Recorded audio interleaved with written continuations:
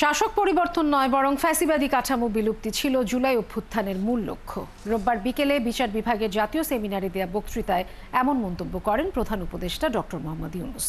তিনি আরও বলেন, সুপ্রিম কোর্টের আলাদা সচিবালয় হলে বিচার বিভাগের স্বায়ত্তশাসন নিশ্চিত হবে। আরও জানাচ্ছেন মোহন ইসলাম।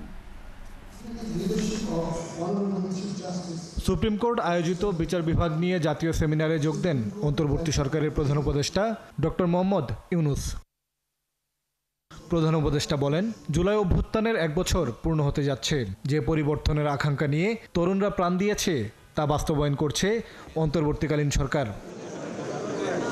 অধ্যাপক ইউনূস মনে করেন, শুধু শাসক পরিবর্তনের জন্য অভ্যুত্থান হয়নি, ফ্যাসিবাদী কাঠামো বিলুপ্ত করাই ছিল আন্দোলনের মূল লক্ষ্য। আগের স্বৈরাচারী সরকারের দুঃশাসন, অন্যায়, দুর্নীতি এসব কাটিয়ে নতুন এক পথে দেশ। জুলাই অভ্যুত্থানের বছর পার হতে যাচ্ছে, যা ঐতিহাসিক। জুলাই আন্দোলনের গণহত্যাকারীদের বিচারের ব্যাপারে জাতি একমত। ট্রাইব্যুনাল স্বাধীনভাবে বিচারের কাজ করছে বলে জানান প্রধান উপদেষ্টা।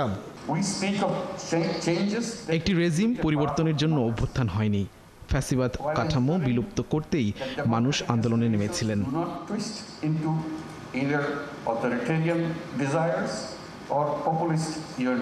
প্রধান উপদেষ্টা বলেন, সুপ্রিম কোর্টের জন্য আলাদা সচিবালয় করা গেলে হস্তক্ষেপ মুক্ত হবে বিচার বিভাগ। সুপ্রিম কোর্টের জন্য আলাদা সচিবালয় করা গেলে স্বায়ত্তশাসন হবে, এতে হস্তক্ষেপ মুক্ত হবে বিচার বিভাগ, তৈরি হবে জবাবদিহিতা। জবাবদিহি ও মানবাধিকার প্রতিষ্ঠায় বিচার বিভাগকে স্বাধীনভাবে কাজ করতে হবে বলে জানান প্রধান উপদেষ্টা প্রফেসর ইউনূস। মোহন ইসলাম, ৭১, ঢাকা।